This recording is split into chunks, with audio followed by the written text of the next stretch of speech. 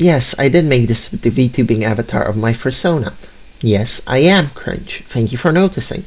With that out of the way, I'm Katie. And I'm Denise. And this is our video on the Sapir-Whorf hypothesis. I'm sure you're wondering what the Sapir-Whorf hypothesis even is. Denise, if you'd enlighten us. I sure would. In brief, Sapir-Whorf hypothesis, also known as the hypothesis of linguistic relativity, suggests that a person's language affects their perception and view on the world. In brief, or in other words, if you don't have the ability to describe something, you can't really think about it. Now, the two men actually responsible for the hypothesis, or whose names are used for the hypothesis, never actually got offered anything. They're just the ones who developed the idea quite far. Now, there's actually two versions of this hypothesis, the strong version and the weak version. The strong one, also known as linguistic determinism, claims that categories determine and limit cognitive categories. The weaker version, on the other hand, claims that linguistic categories only affect but not fully determine thoughts and decisions. The latter is usually preferred. Oh shit. But since it's best to illustrate the words with examples, we're going to give you 3 of them that relate to it. We'll start with the fun one, gender. Now, as we all know, gender is a language. Right, sorry, forgot this wasn't one of my more personal essays. Gender is a mess. A big mess. Such a big mess that Mr. Clean runs at the first sight of it. But we won't be able to talk about how much of a mess it is if we were talking in Czech. As we all know, Czech is a language that heavily relies on gendered words. And unlike in French or German, where gendering is on the level of that table is a man and that chair is a woman, Czech genders verbs as well. But English doesn't have that. The only gendering present in English is in the forms of pronouns and honorifics.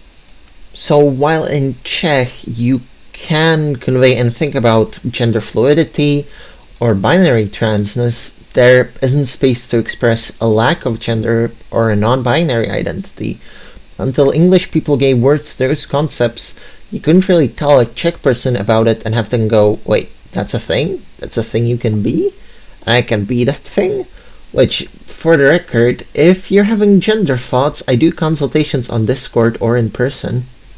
So, taking the Sapir-Whorf hypothesis into consideration here, it practically states that because Czech is a gender in a binary extremely heavily, it colors our perception of gender as a binary when it is not one.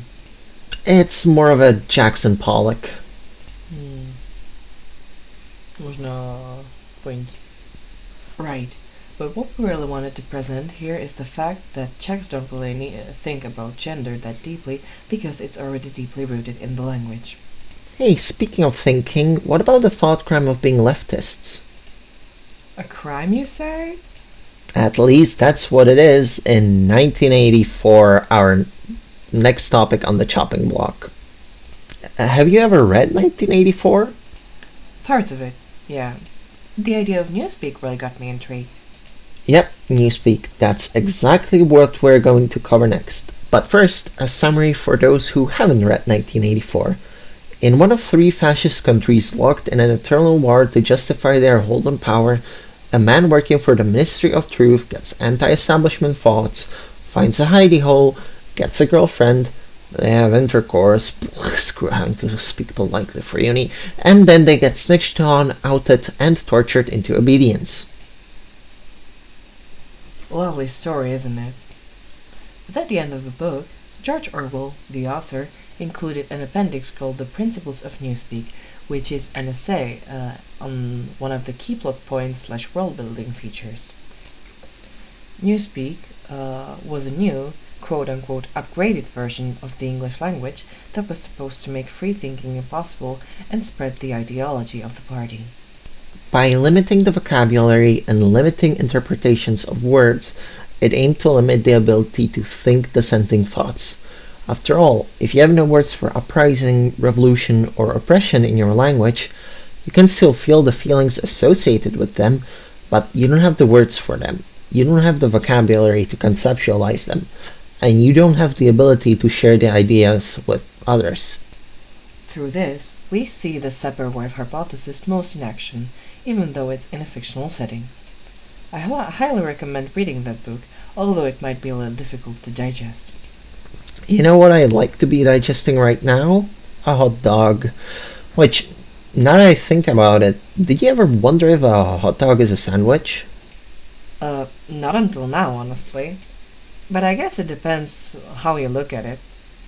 Right, because there's been massive flame wars and discussions on whether a hot dog is a sandwich, and not to mention the cereal soup debacle.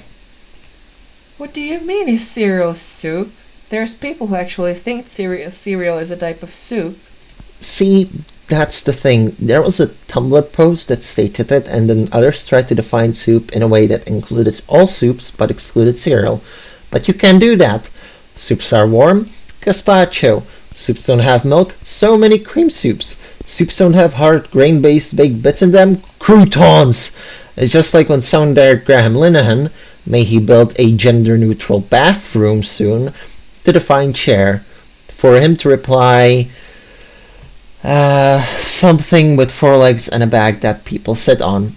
Guess what someone should back with? That it's a horse? Got it in one! Sapir-Whorf here basically applies in that our language is limited and categorizing things is hard, and trying to develop categories or thinking of them as distinct is difficult, not impossible, because there will always be outliers. At least the sandwich question can be easily answered. Do you know where the name comes from? I actually do. Earl of Sandwich loved to play cards, but he was annoyed when it was time to eat and the game had to be paused. So he ordered his servant to bring him a piece of meat in between 2 slices of bread, so that he could not hold it in his hand while having cards in the other. Yep, hence I propose that a sandwich is anything that can be held in one hand while gambling without getting greasy. Of course, one specific court wouldn't agree with us on that because of a lawsuit at a mall. Lawsuit at a mall, you say? Yeah, a Panera Bread had it in their renting agreement that they can be the only sandwich shop at the mall. A burrito place opened up, and they tried to argue that it was breaching that contract. The courts ruled in the burrito's favor that it isn't a sandwich. But with this final anecdote, I hope we've shown some real-ish world examples of where one can observe the hypothesis in action. Anything more to add, Denise? I suppose we've covered everything that there was to present. In that case, let's quickly recap what we've covered. We've introduced the Sapir-Whorf hypothesis, which is the idea that language affects how and what we think about.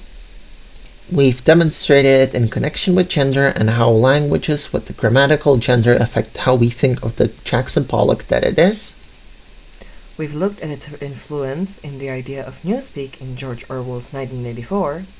And we've shown how categorizing things with language is difficult, if not impossible. Thanks for your time and for paying attention. I've been Katie. And I've been Denise. Please address any and all questions to our naked counterparts. I mean naked in the no fur sense. I hope to Christ you show up the rest human me.